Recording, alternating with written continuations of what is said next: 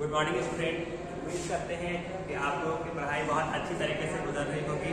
और कल जो हम लोग चैप्टर 8 जो पढ़े थे उस 8 में 8 का इस टॉपिक का नाम क्या था? Sources of energy. ऑलमोस्ट जितना भी टॉपिक था सोर्सेस ऑफ एनर्जी, उस सोर्सेस ऑफ एनर्जी के बारे में हम लोग ऑलमोस्ट सारा टॉपिक कवर कर लिए थे। और कल जो न्यूक्लियर एनर्जी के जो टाइप्स हैं, फ्यूजन रिएक्शन, फिजन रिएक्शन, सब चीज पढ़ लिए थे। और इलेक्ट्रिसिटी, थर्मल पावर प्लांट, उसके hydrothermal power plant, geothermal power plant जब खुलेगा तो बता देंगे। और बाकी ऑलमोस्ट सब कवर हो गया था। आज हम लोगों का जो टॉपिक है वो है वाटर। चैप्टर 7 था आपका, चैप्टर 8 था आपका सोर्सेस ऑफ एनर्जी, और चैप्टर 9 है वाटर चैप्टर। साइंस में वाटर चैप्टर है। ओके, तो वाटर समझना है। और वाटर में मेनली हम लोग कौन कौन सा टॉपिक कवर करेंगे? तो टॉपिक का नाम है, पहले वाटर होता क्या है उस चीज के बारे में जानेंगे। सॉल्यूट होता क्या है उस चीज को हम जानेंगे। सॉल्वेंट होता क्या है, सॉल्वेंट के बारे में जानेंगे। सॉल्यूशन क्या होता है, सॉल्यूशन के बारे में जानेंगे। उसके बाद सॉल्युबिलिटी क्या होता है, सॉल्युबिलिटी के बारे में जानेंगे। सैचुरेटेड सॉल्यूशन क्या होता है, सैचुरेटेड सॉल्यूशन के बारे में जानेंगे। अनसैचुरेटेड सॉल्यूशन क्या होता है, अनसैचुरेटेड सॉल्यूशन के बारे में। स्प्रेगली सॉल्युबल्स क्या होता है वो जानेंगे। सॉफ्ट वाटर और हार्ड वाटर में डिफरेंस क्या होता है, ओके, उस वाटर के बारे में जानेंगे। फिर universal solvent, okay, universal solvent होता क्या है, इसका लिखे नहीं है लेकिन हम बता देंगे यूनिवर्सल सॉल्वेंट होता क्या है। सॉल्युबल सब्सटेंस होता क्या है, इनसॉल्युबल सब्सटेंस होता क्या है, ये सारी चीज डिस्कस करेंगे। तो टॉपिक का नाम ही है वाटर। वाटर को हिंदी में क्या कहते हैं? जल है। ओके, और हम लोग आम तो जल होता क्या है तो आप जानते हैं कि what is the importance of water in our day to day life. Water हमारे डे टू डे लाइफ में बहुत ही इंपॉर्टेंट रोल प्ले करता है। ओके, आपको ये पता होना चाहिए कि हमारे अर्थ सरफेस पर सबसे अधिक मात्रा में पाए जाने वाला कौन सा चीज है? वाटर है। अगर हम पूरा पार्ट्स ले तो 2/3 पार्ट्स आपका क्या है? वाटर ही है।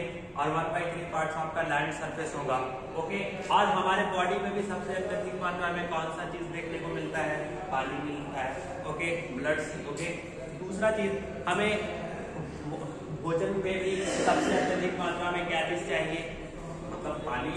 मतलब पानी, खाना ज्यादा खाना चाहिए या पानी ज्यादा पीना चाहिए? ऑब्वियसली पानी ज्यादा पीना चाहिए। दूसरा चीज ये है कि वाटर का इंपॉर्टेंस हमारे डे टू डे लाइफ में कहाँ पे है? तो आप देखिए घर में आप खाना बनाते हो, खाना बनाने में वाटर का ही जरूरत पड़ती है।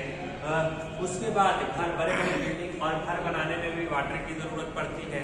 उसके बाद वाटर का इस्तेमाल किस चीज में किया जाता है? वाटर का इस्तेमाल कपड़ा धोने में किया जाता है, नहाने में किया जाता है। ओके, तो ये सारी ये बेसिक चीज है जिसका इस्तेमाल खेती करने में इस्तेमाल किया जाता है। लोग जो खेती करते हैं, तो फसल जो उगाते हैं, उसके इरिगेशन प्रोसेस। इरिगेशन क्या होता है? The supplying of water in the crop field. जो हम पानी जो फसल में जो बहाते हैं, ओके, या सप्लाई करते हैं, उसी को अपना इरिगेशन कहते हैं। तो इन सारी चीजों में वाटर का एक इम्पॉर्टेंस रोल है। वो सब चीज में वाटर अपना एक इम्पॉर्टेंस, महत्वपूर्ण भूमिका निभाता है। तो इन सारे पॉइंट ऑफ व्यू से हमें ये पता चला कि वाटर हमारे लिए बहुत ज्यादा जरूरी है। हमारे प्यास को कौन बुझाता है? तो हमारे प्यास को भी वाटर ही बुझाता है। हमारा प्यास किससे बुझता है? पानी से बुझता है। ओके, पानी। तो अब वाटर होता क्या है और वाटर का केमिकल देखिए। तो वाटर जो होता है, हमने क्या बताया? Water is a clear. Water कैसा होता है? एक तरह का क्लियर सब्सटेंस होता है। ओके, या कलरलेस सब्सटेंस होता है। वाटर का कोई कलर नहीं होता है। ओके, ये कलरलेस सब्सटेंस होता है, ऑर्डरलेस। ओके, इसका कोई स्मेल नहीं होता है कि हाँ पानी को अगर हम सूखेंगे तो उसे एक स्पेशल टाइप का स्मेल निकलेगा। ऐसा वाटर में नहीं देखने को आपको मिलता है। ओके, तीसरा चीज ये है कि ये टेस्टलेस। पानी को पीने से पानी का कोई स्पेशल टेस्ट नहीं होता है, खट्टा, मीठा, कड़वा, ये सब कोई पानी का कोई टेस्ट नहीं होता है। Okay, and transparent. पानी कैसा होता है? वाटर जो होता है वो आपका ट्रांसपेरेंट होता है। Okay, substance. It's chemical formula क्या है? इसका केमिकल फॉर्मूला H2O है। मतलब वाटर 2 हाइड्रोजन और 1 ऑक्सीजन के मिलने से बनता है। वाटर एक कैसा कंपाउंड है? ऑर्गेनिक कंपाउंड है कि इनऑर्गेनिक कंपाउंड है? तो आप बताइएगा कि ये एक इनऑर्गेनिक कंपाउंड है। ओके, ये एक इनऑर्गेनिक कंपाउंड है।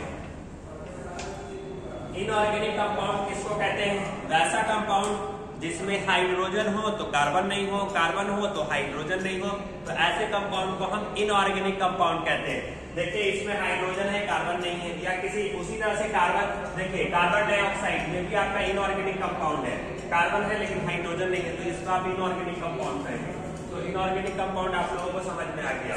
तो इस तरह से वाटर से आपने क्या सीखा? अगर आपसे कोई पूछेगा वाटर क्या होता है तो बोलेगा वाटर एक तरह का ऐसा सब्सटेंस होता है जो कि ट्रांसपेरेंट होता है, टेस्टलेस होता है, ऑर्डरलेस होता है, कलरलेस होता है, और इसका केमिकल फॉर्मूला क्या होता है? H2O होता है, जो 2 हाइड्रोजन और 1 ऑक्सीजन से मिलकर बना होता है। और ये कैसा कंपाउंड है? ऑर्गेनिक कंपाउंड है कि इनऑर्गेनिक कंपाउंड है? तो आप बताइएगा कि वाटर एक इनऑर्गेनिक कंपाउंड है। वाटर एक इनऑर्गेनिक कंपाउंड क्यों है?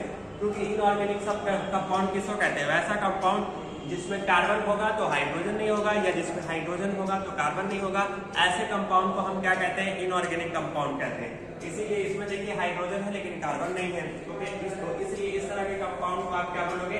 वाटर बोलोगे। तो इस वाटर समझ में आ गया एकदम एक्सटेंशन तरीके से। मुझे नहीं लगता है कि वाटर में आप लोगों को किसी भी तरह का कोई प्रॉब्लम होगा। ओके, चलिए अब सॉल्यूट क्या होता है? सॉल्यूट को हिंदी में क्या बोलते हैं? सॉल्यूट को हिंदी में गुल्ल सब्सटेंस बोलते हैं। एक होता है गुल्ल, एक होता है विलायक। ओके, तो आप सॉल्यूट्स को समझने से पहले आप सॉल्वेंट समझिए कि सॉल्वेंट किसको कहते हैं। ये एक तरह का, पहले हम सॉल्यूट नहीं समझा रहे, पहले हम सॉल्वेंट समझा रहे हैं। ओके, पहले हम इस चीज को समझा रहे हैं। सॉल्वेंट होता क्या है?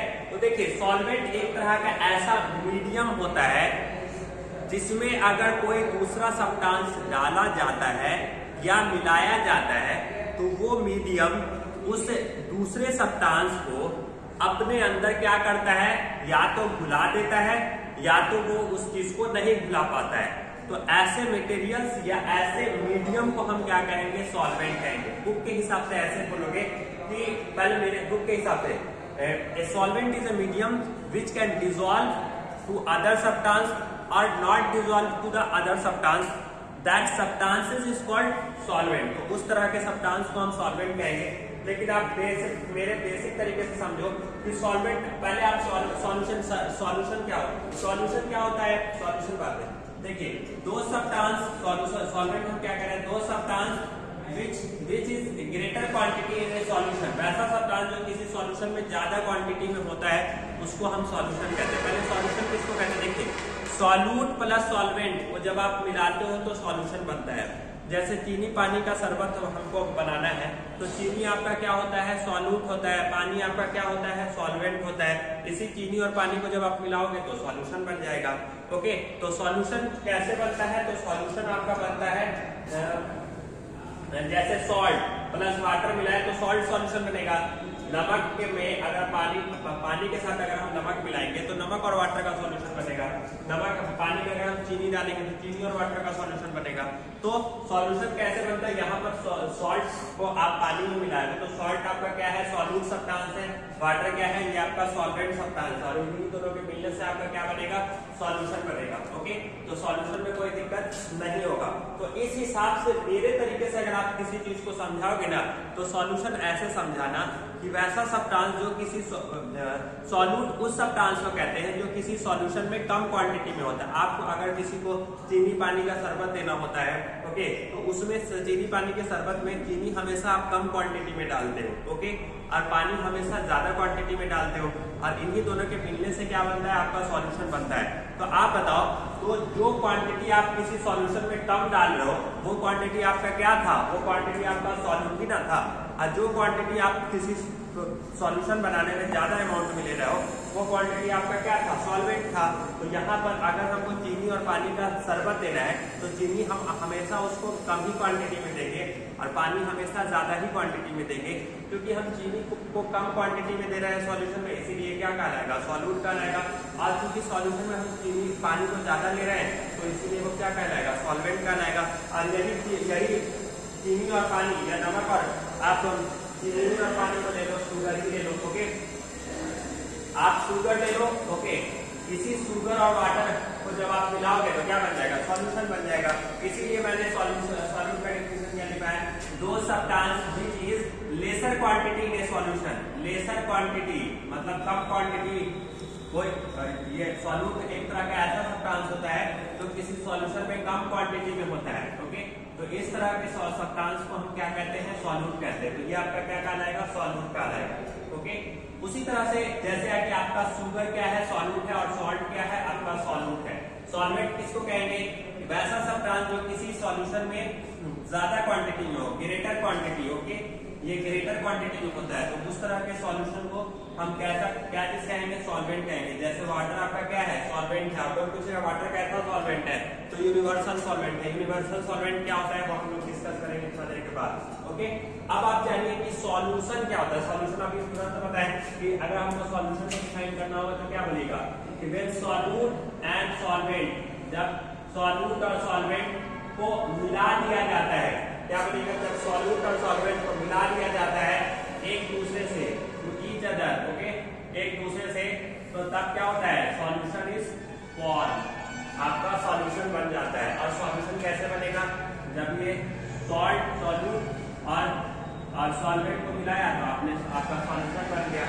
सॉल्युबिलिटी होता क्या है, तो देखिए सॉल्युबिलिटी को हम समझने से पहले हम लोग ये समझते हैं, देखिए अब मेरे हिसाब पहले बुक के हिसाब से पता है इसका डेफिनेशन क्या है कि अगर किसी, आप इसको एग्जांपल के थ्रू समझिए, अगर किसी आप 100 ग्राम सॉल्वेंट लीजिए, उस 100 ग्राम सॉल्वेंट में एक स्पेसिफाइड टेम्परेचर रखिए, एक खास टेम्परेचर रखिए, और उस खास टेम्परेचर में किसी सॉल्यूट सब्सटेंस को डालिए। ये क्या है, आपका सॉल्यूट सब्सटेंस है। ओके ओके, तो ये जब किसी स्पेसिफाइड सॉल्वेंट में, ये भी सॉल्वेंट क्या होगा, एक fix solvent.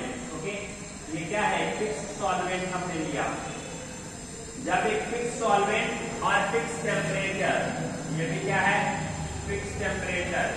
Okay, fixed temperature, तो जब एक फिक्स सॉल्वेंट और फिक्स टेम्परेचर पे जब हम किसी सॉल्यूट को डालते हैं, तो वो उस, जब हम एक फिक्स सॉल्वेंट और फिक्स टेम्परेचर पे जब किसी सॉल्यूट सब्सटेंस को उस सॉल्वेंट के अंदर डालते हैं, तो वो सॉल्वेंट उस सॉल्यूट सब्सटेंस को जितना अपने अंदर घुला लेने का क्षमता रखता है, जितना अपने अंदर मैक्सिमम से मैक्सिमम सॉल्यूट को घुला लेने का अपने अंदर जो क्षमता रखता है, वही उसका सॉल्युबिलिटी कहलाता है। सॉल्युबिलिटी मेरे तरीके से समझिए, ये सॉल्युबिलिटी क्या है कि अगर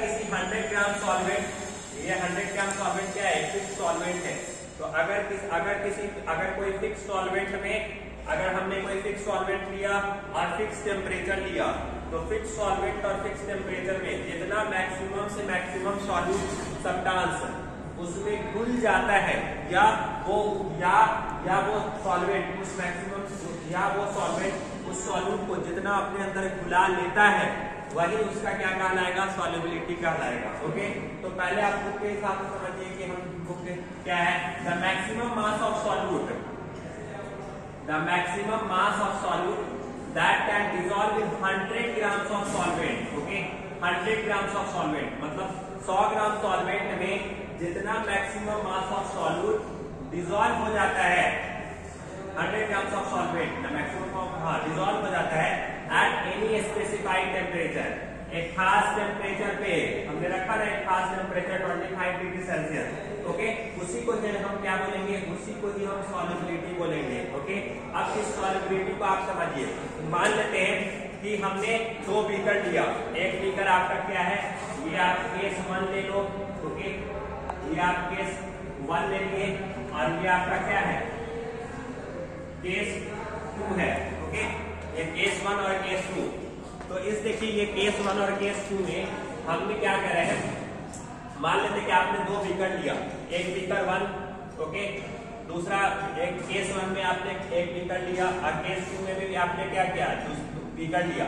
अब इस बीकर में आपने क्या किया, 100 ग्राम सॉल्वेंट डाला और एक फिक्स टेम्परेचर, जो आपका रूम टेम्परेचर का रूम टेम्परेचर जनरली 25 से 27 के बीच में अप्रॉक्स होता होगा। ओके, तो ये आपने एक फिक्स टेम्परेचर रखा, तो जब एक फिक्स सॉल्वेंट लिया 100 ग्राम सॉल्वेंट और एक फिक्स टेम्परेचर हुआ, ओके, फिक्स टेम्परेचर रखा, ओके, फिक्स टेम्परेचर ही 25 डिग्री सेल्सियस, और इस पर जब हम किसी सॉल्यूट सब्सटेंस को डालते हैं, ओके, डालते हैं, तो देखते हैं, डालते रहते हैं। ओके, मान लेते हैं कि हमने 100 ग्राम सॉल्वेंट डाला और 100 ग्राम शुगर डाला, तो वो उसके अंदर घुल जा रहा है। उसके बाद फिर हमने 200 ग्राम शुगर डाला, तो वो भी घुल जा रहा है। तो जितना मैक्सिमम से मैक्सिमम सॉल्यूट सब्सटेंस उस 100 ग्राम सॉल्वेंट में घुल जाता है भाई, उसका सॉल्युबिलिटी कहलाता है। इधर भी अब देखिए, इधर में भी आप क्या किए, 100 ग्राम सॉल्वेंट लिए और एक फिक्स टेम्परेचर रखे, तो इसमें भी क्या है, जितना मैक्सिमम से मैक्सिमम सॉल्यूट सब्सटेंस घुल जाएगा भाई, उसका सॉल्युबिलिटी कहलाएगा। अगर आपसे कोई पूछेगा अच्छा बताइए शुगर और सॉल्ट में किसका मैक्सिमम सॉल्युबिलिटी होता है, तो शुगर जो का सॉल्युबिलिटी क्या होता है, सॉल्ट के कंपेयर में ज्यादा होता है। मतलब शुगर जो चीनी जो होगा वो पानी के कम चीनी, मान लेते हैं कि एक बीकर में आपने क्या लिया, या एक कंटेनर में चीनी रखा, चीनी और पानी को मिलाया, और दूसरे बीकर में आपने नमक और पानी को मिलाया, तो चीनी जल्दी घुलेगा या नमक जल्दी घुलेगा, तो आपका कौन जल्दी घुलेगा, चीनी जल्दी घुलेगा, नमक बाद में घुलेगा। लेकिन इसके लिए भी कंडीशन है, आपको एक फिक्स टेम्परेचर लेना होगा और फिक्स सॉल्वेंट में वैरी नहीं होना चाहिए, क्योंकि सॉल्वेंट में वैरी करने के से एक में सॉल्वेंट कम लीजिएगा, एक में सॉल्वेंट ज्यादा लीजिएगा, या एक में टेम्परेचर कम कर दीजिएगा, दूसरे में टेम्परेचर में ज्यादा कर दीजिएगा, तो उसके सॉल्युबिलिटी में भी फर्क आ जाएगा। तो हम पहले ही बता दे रहे हैं कि आपको टेम्परेचर, ये फिक्स सॉल्वेंट भी रखना होगा और फिक्स टेम्परेचर भी रखना होगा। और इधर भी हमने फिक्स सॉल्वेंट रखा और फिक्स टेम्परेचर रखा, और तब इन दोनों में जब आप कंपेयर करोगे ना, कि अब हम देखते हैं कि दोनों का सॉल्युबिलिटी किसका फास्ट है, शुगर का फास्ट है कि सॉल्ट का फास्ट है। तो आपको पता चलेगा कि एक फिक्स सॉल्वेंट और एक फिक्स टेम्परेचर, इधर भी फिक्स सॉल्वेंट और फिक्स टेम्परेचर, इधर भी फिक्स सॉल्वेंट और फिक्स टेम्परेचर रखा, तो अब उसमें मैक्सिमम कितना सॉल्यूट डिसॉल्व हो रहा है, तो हमें पता चल रहा है कि अरे इसमें तो फिक्स सॉल्वेंट और फिक्स टेम्परेचर पे 204 ग्राम शुगर क्या हो रहा है, डिसॉल्व हो जा रहा है। वहीं दूसरे तरफ इसमें हमने 100 ग्राम सॉल्वेंट और 35 डिग्री सेल्सियस टेम्परेचर पे सिर्फ 36 ग्राम सॉल्वेंट डिसॉल्व हो पा रहा है, तो सिर्फ 36। अब आप ही खुद बताओ कि किसका सॉल्युबिलिटी ज्यादा हुआ, शुगर का ज्यादा हुआ या सॉल्ट का ज्यादा हुआ? ऑब्वियसली शुगर का ज्यादा हुआ, क्योंकि ये इतना ही सॉल्वेंट और इतना ही टेम्परेचर पे 204 ग्राम शुगर को घुला दे रहा है, और ये सिर्फ 36 ग्राम शुगर को डिसॉल्व करवा पा रहा है। तो ऑब्वियसली चीनी जल्दी घुलेगा, नमक बाद लेट में घुलेगा, इसीलिए सॉल्युबिलिटी शुगर का फास्ट होता है और सॉल्ट का क्या होता है, कम होता है। और तो ऑब्वियसली मुझे लगता है कि सॉल्युबिलिटी में आप लोगों को कहीं से भी कोई दिक्कत नहीं हुआ होगा। ओके, तो सॉल्युबिलिटी आप लोगों को अच्छी तरीके से समझ में आ गया। अब आप देखिए अनसैचुरेटेड सॉल्यूशन क्या होता है, तो देखिए अनसैचुरेटेड सॉल्यूशन क्या होता है। अनसैचुरेटेड सॉल्यूशन मान लेते हैं, इसको अगर समझना है तो देखिए, मान लेते हैं कि हमने सपोज दैट इसको आप मान लो कि क्या है, आपका ग्लास है, ओके, या आपने एक फिक्स्ड बोतल रखा, ओके, और इस फिक्स्ड वाटर रखा इसमें, ओके, और इसमें आपने क्या किया, या इसको छोड़ो, ये ऐसे मान लेते कि आपने क्या किया, एक ग्लास लिया, ओके, और उस ग्लास में क्या रखा, पानी रखा, और 1 चम्मच चीनी को मिलाओगे, ओके। इसको घर में भी आप प्रैक्टिकली कर सकते हो। पहले हम समझा रहे हैं, पहले हम सैचुरेटेड सॉल्यूशन समझा रहे हैं, पहले सैचुरेटेड सॉल्यूशन समझ जाओ, उसी में आपको अनसैचुरेटेड सॉल्यूशन भी समझ में आ जाएगा। सैचुरेटेड सॉल्यूशन के अंदर में ही हम आपको अनसैचुरेटेड सॉल्यूशन भी समझा देंगे। मान लेते हैं कि हमने, देखिए सैचुरेटेड सॉल्यूशन क्या होता है कि मान लेते हैं कि आपने एक ग्लास लिया और उस ग्लास में आप क्या कर रहे हो, पानी डाल रहे हो, और उसमें आप चीनी डालो, 1 चम्मच चीनी डालोगे तो वो पानी में आसानी से घुल जाएगा, 2 चम्मच चीनी में डालोगे तो पानी में घुल जाएगा, 3 चम्मच भी डालोगे और उसको घुलाओगे घुल जाएगा। लेकिन ये प्रोसेस कंटिन्यूअस करते रहो, चीनी और पानी को मिलाते रहो, 1 चम्मच चीनी डालते रहो, उसको डालते रहो, तो एक स्टेज ऐसा आएगा कि चीनी पानी में नहीं घुल पाएगा, ओके। तो जिस स्टेज तक चीनी पानी में घुल रहा था वो स्टेज आपका क्या कहलाएगा, अनसैचुरेटेड सॉल्यूशन कहलाएगा, ओके। जब तक चीनी को हम पानी में मिला रहे थे चम्मच बाई चम्मच और वो पानी में घुल रहा था, तो वो स्टेज आपका क्या कहलाएगा, अनसैचुरेटेड सॉल्यूशन कहलाएगा। और जिस स्टेज पे चीनी पानी में ना घुल पाए वो स्टेज आपका क्या कहलाएगा, सैचुरेटेड सॉल्यूशन कहलाएगा, ओके। तो इसीलिए हम अनसैचुरेटेड सॉल्यूशन का डिफिनेशन क्या लिख रहा है, when the more amount of solute that can dissolve in 100 grams of solvent that is called saturated solution।